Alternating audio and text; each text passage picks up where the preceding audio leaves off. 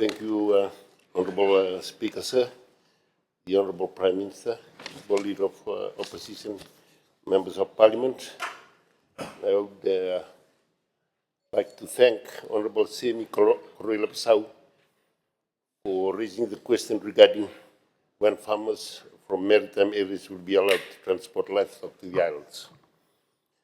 The concern of restrictions highlights the challenges faced by our farmers in the maritime islands and underscores the need for timely support and clarity in facilitating agricultural activities across our island communities. This is an important matter touching on agricultural livelihood, human and animal health, as well as national biosecurity. Honorable Speaker, sir, prior to modern biosecurity legislation, livestock movement in Fiji was less regulated. So outbreaks of serious zoonotic contagious animal diseases poses a significant threat to Fiji, the livestock sector, and human health. In response to this growing risk, Fiji modernized its animal and plant quarantine laws in 2008, and the Biosecurity Promulgation Act for 2008 was enacted to replace earlier quarantine, plant, and animal disease laws, including the Animal Importation Act and several contagious disease regulations.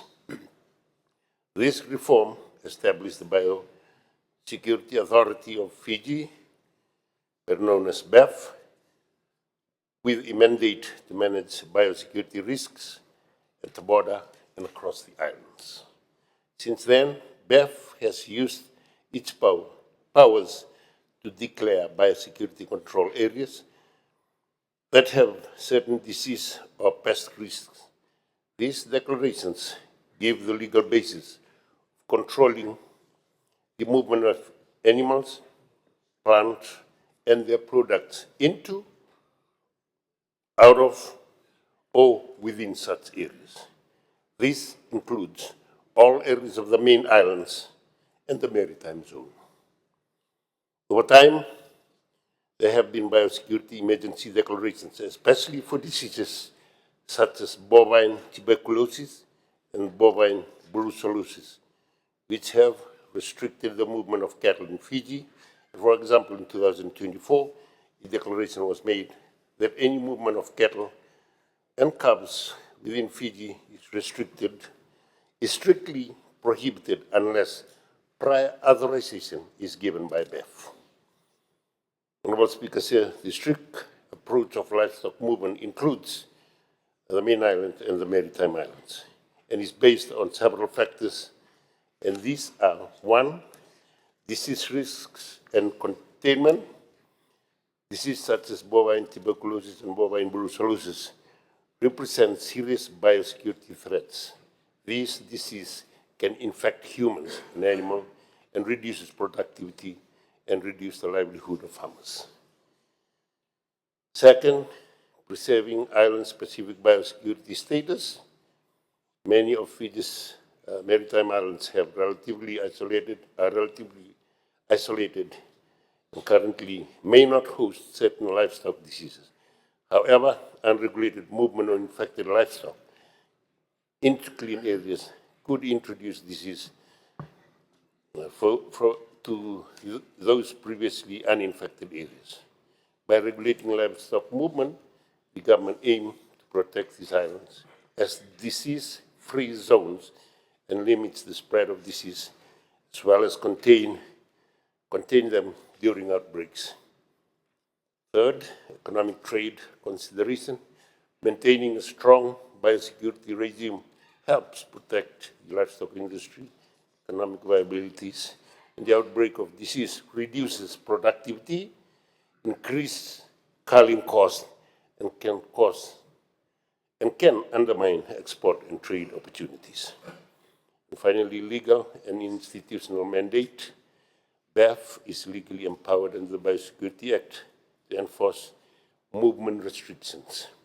These are not discretionary or ad hoc. they rest on statutory authority.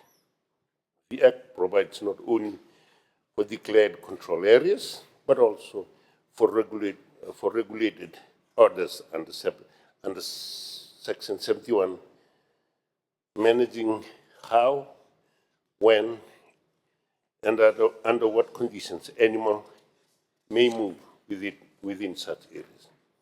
Honourable Speaker, said the Biosecurity Act of 2008, while not imposing an outright ban on movement, serves as the primary legislation governing both international and domestic movement of animal and animal product by placing strict control to manage biosecurity risk. There are also surveillance and testing mechanisms. For instance, the Ministry of Agriculture and Waterways works with BAF on a very clear test approach for brucellosis and tuberculosis before a farm can be confirmed clear. Protection of Animal Act of 1954 also specifically have provision on the transportation of livestock by sea, stipulating how sheep, goats, pigs, and poultry should be penned, watered, and fed during long maritime journeys. When cattle are transported by sea in inter-island or coastal vessels, each animal must be provided recommended transportation standards.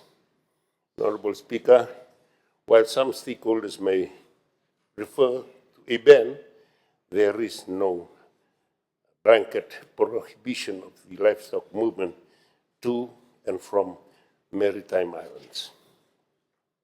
The control is placed on precautionary and risk-based, rooted in sound biosecurity theory and legal powers conferred by statute.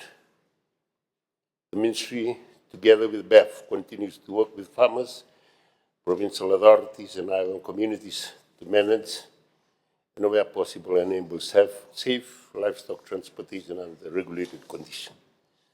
Mr. Speaker, sir, the Biosecurity Act of 2008 gives BAF clear power to declare control areas, regulate movements, and impose conditions and force compliance to guard against disease and incursion and spread. These measures protect human and animal health, farmers' livelihood, and broader agriculture economy, and national biosecurity. Moving forward, the Ministry, together with BAF, remains committed to working with island communities and livestock producers to ensure the safe transportation of livestock into the islands. Safe transportation of livestock producers will ensure disease risks are minimized while enabling economies actively to contribute. Now,